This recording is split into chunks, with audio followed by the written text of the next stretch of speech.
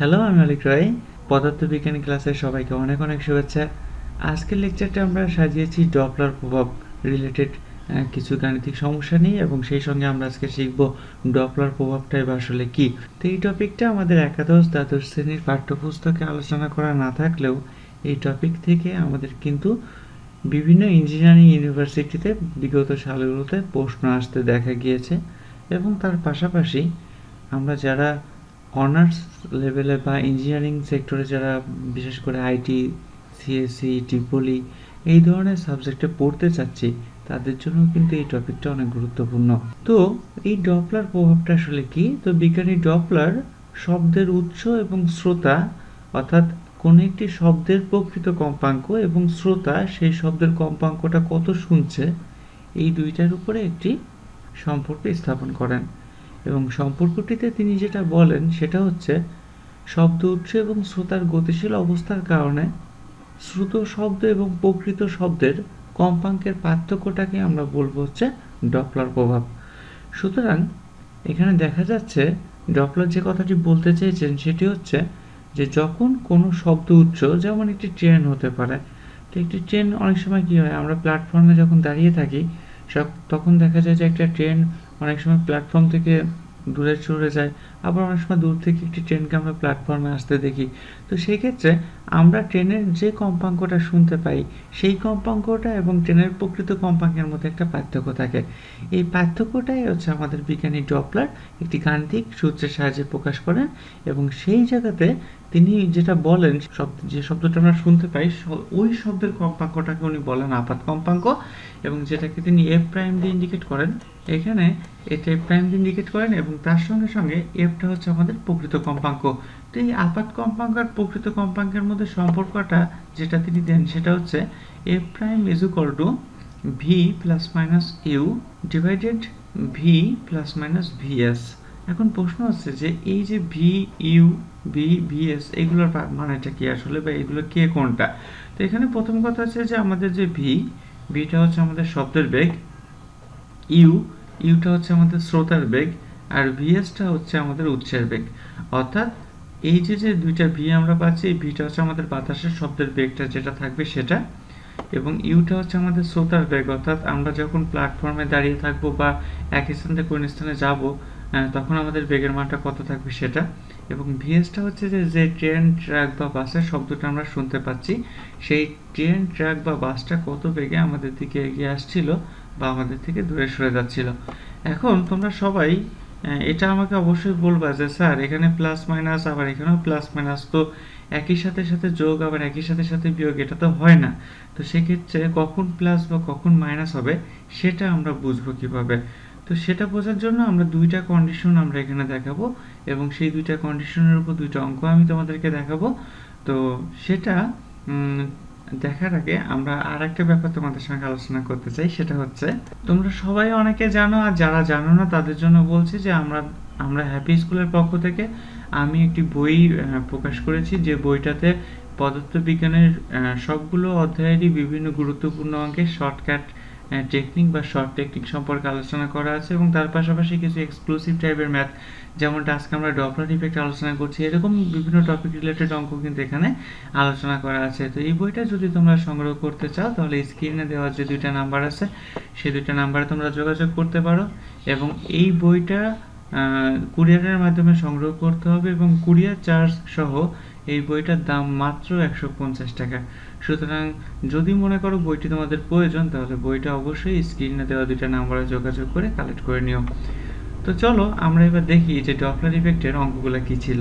তো আমাদের প্রথম কন্ডিশন যেটা আমরা এখানে একটু রেড লেটার দিয়ে লিখেছি সেটা হচ্ছে যে শ্রোতা স্থির এবং উৎস দূরে সরে গেলে, মানে শ্রোতা যদি দাঁড়িয়ে থাকে বা স্থির অবস্থায় থাকে এবং উৎস যদি দূরে সরে যায়, অথবা শ্রোতা এবং উৎস পরস্পর থেকে দূরে সরে গেলে, মানে এক কথায় শ্রোতা দাঁড়িয়ে থাকলো, উৎস দূরে সরে গেল, অথবা এমনটা হতে পারে যে শ্রোতা এবং উৎস দুজন থেকে পরস্পর দূরে সরে যাচ্ছে, তখন আমাদের সূত্রটা হবে আপাত কম্পাঙ্ক F prime is equal to V minus U bar V plus VS. অর্থাৎ আমরা যেটা করছি সেটা হচ্ছে ভি থেকে, অর্থাৎ শব্দের বেগ ভি থেকে আমরা কি করে দিচ্ছি, শ্রোতার বেগটাকে আমরা বিয়োগ করে দিচ্ছি, এবং তার সাথে সাথে ডিভাইডেড দিয়ে নিচে এসে যেটা করছি শব্দের বেগ ভি এর সঙ্গে আমরা উৎসের বেগটাকে যোগ করছি।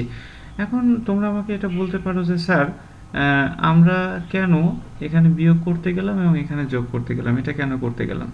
তো ব্যাপারটা একটু যদি রিয়েলাইজ করার চেষ্টা করো তাহলে তুমি স্টেশনে দাঁড়িয়ে আছো, তো সেই ক্ষেত্রে যদি একটি ট্রেন তোমার থেকে স্টেশন থেকে দূরে চলে যায়, মানে প্ল্যাটফর্ম ছেড়ে যখন দূরে সরে যাচ্ছে, তখন কি হচ্ছে, ট্রেনটা যত দূরে যাচ্ছে তুমি ট্রেনের শব্দের যে কম্পাঙ্কটা সেটা কিন্তু তত আস্তে শুনতে পাবা। তাহলে আমি এটা বলতে পারি যে ট্রেন যখন তোমার থেকে দূরে সরে যাবে তখন ট্রেনের শব্দ ধীরে ধীরে তুমি কম শুনতে পাবা, মানে আপাত কম্পাঙ্কের মানটা কম হবে। এখন আপাত কম্পাঙ্কের মানটা আমরা কম কিভাবে করতে পারি? এই জায়গাতে আপাত কম্পাঙ্কের মানটাকে যদি আমরা কমাতে চাই তাহলে আমাদের এই সমীকরণের এই মানটাকে যতটা সম্ভব ছোট করতে হবে। তো এই মানটাকে ছোট করার একটাই বুদ্ধি, সেটা হচ্ছে যে লবের মানটা যতটা পারি আমরা ছোট করব এবং হরের মানটাকে আমরা যতটা পারি বড় করব।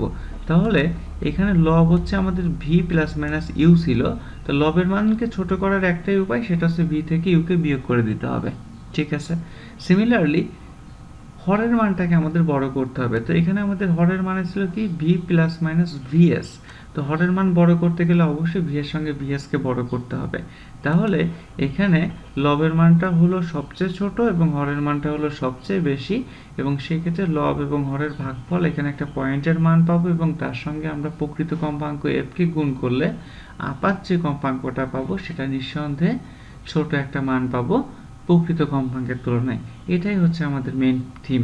যেমন আমরা এখানে একটা অঙ্ক আলোচনা করেছি যেখানে বলা হচ্ছে একটি ট্রেন 25 মিটার পার সেকেন্ড বেগে 730 হার্জ কম্পাঙ্কের হুইসেল বাজিয়ে স্টেশন থেকে দূরে সরে যাচ্ছে। স্টেশনে দাঁড়িয়ে থাকা কোনো শ্রোতার নিকট আপাত কম্পাঙ্ক কত হবে, যেখানে বাতাসের শব্দের বেগ 332 মিটার পার সেকেন্ড। ওকে, তো সেক্ষেত্রে এখানে আমরা যদি একটু দেখি, যেহেতু আমরা বলে দিচ্ছি যে একটি ট্রেন 25 মিটার পার সেকেন্ড বেগে 730 হার্জ কম্পাঙ্কের হুইসেল বাজিয়ে স্টেশন থেকে দূরে সরে যাচ্ছে, তার মানে উচ্চ দূরে সরে যাচ্ছে, এবং আমাদের প্রথম কন্ডিশনের মধ্যে এটা পড়ে যাচ্ছে কারণ আমাদের স্টেশনে দাঁড়িয়ে থাকা ছিল শ্রোতা, অর্থাৎ শ্রোতাটা এখানে স্থির ছিল। তো যেহেতু শ্রোতা স্থির তাহলে শ্রোতার বেগ ইউ এর মানটা হবে 0। ওকে ফাইন, এবং অবশ্যই আমাদের এখানে ট্রেনের যে বেগটা, অর্থাৎ এটা হচ্ছে উচ্চ, ট্রেন যেহেতু এখানে উচ্চ সুতরাং ট্রেনের বেগটা হবে আমাদের ভিএস 25 মিটার পার সেকেন্ড, এবং যেহেতু এখানে ট্রেন স্টেশন থেকে দূরে সরে যাচ্ছে তাহলে স্টেশনে দাঁড়িয়ে থাকা যে শ্রোতা তার কাছে আপাত কম্পাঙ্কটা অবশ্যই কম হবে। আর আপাত কম্পাঙ্ক কম হওয়ার শর্ত হচ্ছে লবের মানটাকে আমরা কি করব, ছোট করব, আর হরের মানটাকে বড় করব। তাহলে এখানে অবশ্যই এই সূত্রটাকে আমরা অ্যাপ্লাই করে দেব যেটা এখানে আমরা বসিয়েছি, এবং সেখানে আমরা কি লিখব, V minus U by V plus VS into F, এবং বাতাসের শব্দের বেগ হচ্ছে আমাদের 332 থেকে আমরা শ্রোতার বেগ ইউটাকে 0 করে দিলাম, এবং এখানে আমরা কি করব, ভি প্লাস ভিএস, এবং সেখানে ভি থেকে শ্রোতার বেগ উচ্চের বেগ যেটা ভিএস 25 সেটাকে আমরা যোগ করে দিলাম, এবং তার সঙ্গে আমরা 730 যেটা প্রকৃত কম্পাঙ্ক সেটাকে গুণ করলাম, এবং এটা করলে আমরা যে আপাত কম্পাঙ্কটা পাবো সেটা হচ্ছে 679 হার্টজ। ওকে, আচ্ছা, তো সেক্ষেত্রে এখানে যদি শ্রোতা একটা নির্দিষ্ট বেগে প্ল্যাটফর্ম থেকে দূরে সরে যেত তাহলে আমরা ইউ এর মানটা এখানে বসিয়ে দিয়ে 0-র পরিবর্তে সেই মানটা বসিয়ে দিতাম, তাহলে হয়তো আপাত কম্পাঙ্কটা আমরা আরও কম পেতাম। তো আমি আশা করছি এই টপিকটা তোমরা বুঝতে পেরেছো। তো আমরা এবার যদি একটু দ্বিতীয় সূত্রটা নিয়ে আলোচনা করি তাহলে যেটা পাবো সেটা হচ্ছে, তো আমাদের দ্বিতীয় সূত্রটাতে বলা হচ্ছে যে শ্রোতা স্থির এবং উচ্চ কাছে সরে এলে, অর্থাৎ ট্রেনটা যদি আমাদের দিকে সরে আসে বা আমাদের দিকে যদি এগিয়ে আসে, আমরা ট্রেনকে দিয়ে এক্সাম্পল দিচ্ছি, অথবা শ্রোতা এবং উচ্চ পরস্পরের কাছে এলে, অর্থাৎ ট্রেনও তোমার দিকে আগাচ্ছে তুমিও ট্রেনের দিকে আগাচ্ছ, তো এই কন্ডিশনটা যদি হয় তখন আমরা কি করব, তখন আমাদের সূত্র হবে এটা। এখন প্রশ্ন হচ্ছে যে স্যার এই সূত্রটা কেন হলো? দেখো, ট্রেন যখন তোমার দিকে এগিয়ে যাবে তখন অবশ্যই তোমার কাছে ট্রেনের কম্পাঙ্কটা অনেক বেশি, ট্রেনের শব্দের কম্পাঙ্কটা অনেক বেশি মনে হবে। তো যখনই আমাদের এটা বেশি মনে হবে তখন আমাদের যে কাজটা করতে হবে, আমাদের এফ প্রাইমের মানটাকে যদি বেশি করতে হয় তাহলে এইখানে এই যে সমীকরণটা আছে এখানে এফ এর মান তো আমরা চেঞ্জ করতে পারবো না ভাই, তাহলে আমাদের বাকি যেটুকু আছে এইটুকু, এই মানটাকে আমাদের কি করতে হবে, বড় করতে হবে, এবং এটা 1 অপেক্ষা বড় করতে হবে। 1-এর বড় করলে সেই মানটার সঙ্গে আমরা যদি প্রকৃত কম্পাঙ্ক এফ কে গুণ দিই তাহলে আমাদের এফ প্রাইমের মানটা আমরা পাবো। তো সেক্ষেত্রে যদি এটাকে এই যে মানটুকু আমরা যেটাকে ব্লক করে দিয়েছি এই মানটুকুকে যদি আমরা বড় করতে চাই, বড় করার শর্ত হচ্ছে এই সমীকরণে লবের মানটাকে বড় করতে হবে। তো এখানে আমাদের লবের মানটা ছিল v প্লাস মাইনাস ইউ, তাহলে বড় করতে গেলে অবশ্যই লবের সঙ্গে কি করতে হবে, শব্দের বেগের সঙ্গে আমাদের শ্রোতার বেগকে যোগ করতে হবে এবং একই সঙ্গে আমাদের হরের মানটাকে ছোট করতে হবে এবং হরের মানে ছিল কি v প্লাস মাইনাস vs। তো সেক্ষেত্রে আমরা এখানে যেটা করব সেটা হচ্ছে যে হরের মানটাকে আমরা ছোট করব, কারণ আমাদের টোটাল মানটাকে এক অপেক্ষা বড় করতে হবে, তাহলে আমাদের আপাত কম্পাঙ্কটা প্রকৃত কম্পাঙ্কের চেয়ে বড় হবে। সেই ক্ষেত্রে আমাদের অবশ্যই শব্দের বেগ থেকে আমরা আমাদের উৎসের বেগটাকে বিয়োগ করে দেব। ওকে, তো সেক্ষেত্রে আমরা যদি এখানে একটা অঙ্ক দেখি, অঙ্কটাতে বলা হচ্ছে যে একটি ট্রেন 20.83 মিটার পার সেকেন্ড বেগে 1000 হার্জ কম্পাঙ্কের হুইসেল বাজিয়ে স্টেশনের দিকে যাচ্ছে। স্টেশনে দাঁড়িয়ে থাকা কোনো শ্রোতার নিকট আপাত কম্পাঙ্ক কত হবে? বাতাসের শব্দের বেগ 332। আচ্ছা, আমাদের এখানে একটু ভুল আছে, এটা আমরা 330 দিব, আমাদের অঙ্কটা 330 দিয়ে করা। তো বলা হচ্ছে যে এটা কত, 330 মিটার পার সেকেন্ড। যদি আমি এটা মিটার পার মিটার দিয়ে রেখেছি, জাস্ট মিস্টেক এটা। তো যাই হোক, এখানে আমাদের তাহলে পরে যদি আমরা এটা বলি যে 330 মিটার পার সেকেন্ড, তো সেক্ষেত্রে আমাদের এই সূত্রটা আমরা এখানে বসিয়ে দেবো। কেন বসাবো? কেন না আমরা দেখতে পাচ্ছি যে ট্রেনটা হুইসেল বাজাতে বাজাতে স্টেশনের দিকে যাচ্ছে এবং আমি বা আমার সেই শ্রোতা স্টেশনেই দাঁড়িয়ে আছে, অর্থাৎ শ্রোতা এখানে স্থির থাকলেও উৎসটা শ্রোতার দিকে এগিয়ে যাচ্ছে এবং সেক্ষেত্রে অবশ্যই আমাদের লবের মানটা হবে বড় এবং হরের মানটা হবে যতটা সম্ভব ছোট করা যায় সেই ছোট, এবং সেটার সঙ্গে এফ এর মানটা গুণ করলে আমরা আপাত কম্পাঙ্ক পাবো। তো সেক্ষেত্রে আমাদের এখানে V plus U by V minus VS, তো আমাদের ভি এর মান 330, যেহেতু শ্রোতা দাঁড়িয়েছিল তাহলে শ্রোতার বেগ 0 যোগ করে দিলাম এবং তার সঙ্গে আমাদের ডিভাইডেড দিয়ে আমরা শব্দের বেগ 330 থেকে আমাদের উৎসের যে বেগ অর্থাৎ ট্রেনটা যে বেগে যাচ্ছিল যেটা হচ্ছে 20.83, তো আমরা 20.83টা বসিয়ে দেবো এবং সেই সঙ্গে ট্রেনের কম্পাঙ্ক 1000 বসিয়ে দেবো। তাহলে আমরা শ্রুত শব্দের কম্পাঙ্ক যেটা পাবো বা আপাত কম্পাঙ্ক যেটা পাবো সেটা হচ্ছে 1067.37 হার্জ। তো ব্যাপারটা আশা করি সবার কাছে ক্লিয়ার হয়ে গিয়েছে। যদি তারপরেও ক্লিয়ার না হয় তাহলে আমি একবারে যদি একটু বলি, তাহলে আমাদের যে সূত্রটা আছে এখানে আমি যেটা ব্লক করে দিয়েছি সেই সূত্রটাতে আমরা দেখতে পাচ্ছি যে বাতাসের শব্দের বেগ প্লাস মাইনাস ইউটা হচ্ছে আমাদের শ্রোতার বেগ বাই বাতাসের শব্দের বেগ প্লাস মাইনাস ভিএস যেটা হচ্ছে আমাদের উৎসের বেগ।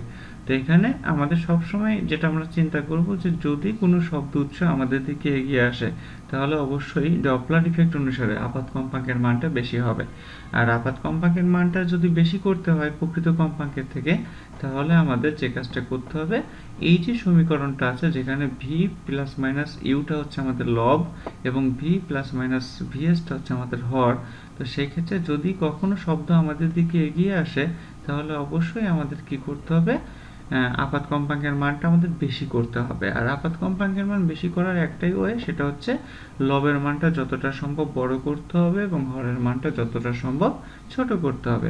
তো যদি আমরা লবের মান বড় করতে চাই তাহলে অবশ্যই ভি এর সঙ্গে ইউকে যোগ দিতে হবে এবং হরের মানকে যদি আমরা ছোট করতে চাই তাহলে অবশ্যই ভি এর থেকে আমাদের ভিএস কে বিয়োগ করতে হবে। এটা হচ্ছে প্রথম রুলস।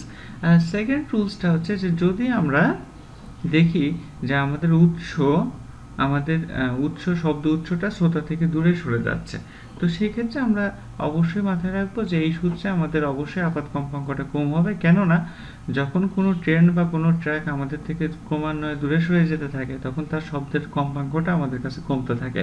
তো সেই ক্ষেত্রে আপাত কম্পাঙ্কের মানটা সেক্ষেত্রে যেটা হবে সেটা হলো ভি প্লাস মাইনাস ইউ এর ক্ষেত্রে আমাদের এখানে আপাত কম্পাঙ্কটা আমরা কমাবো, আর আপাত কম্পাঙ্ক কম করতে গেলে অবশ্যই আমরা লবের মান ছোট করব আর হরের মানটাকে বড় করব।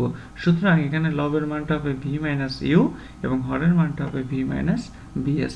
এটাই হচ্ছে আমাদের ডপলার ইফেক্ট। তো আমি আশা করছি আমরা সবাই ডপলার ইফেক্টটা কি এবং ডপলার ইফেক্ট থেকে কোন টাইপের অঙ্ক আসে এবং সেটা কিভাবে সহজে সমাধান করতে হয় সেটা বুঝতে পেরেছি। তো আশা করছি আজকের ক্লাসটা তোমাদের সবার অনেক কাজে লাগবে এবং বিশেষ করে যারা তোমরা অ্যাডমিশন দিতে চাচ্ছ বিশেষ করে ইঞ্জিনিয়ারিং ইউনিভার্সিটিগুলোতে তাদের জন্য আরও বেশি কাজে লাগবে। তো আগামী ক্লাসে আমরা পদার্থবিজ্ঞানে আরও কিছু ব্যতিক্রমধর্মী টপিক বা যে টপিকগুলো সাধারণত আমাদের আলোচনা করা বইয়ে ওইভাবে ডিটেলস আলোচনা করা নেই, কিন্তু দেখা যাচ্ছে যে ভর্তি পরীক্ষায় আমাদের সেই টপিকগুলো থেকে প্রশ্ন আসে, সেগুলো নিয়ে আমরা আলোচনা করব। সে পর্যন্ত ধন্যবাদ সবাইকে।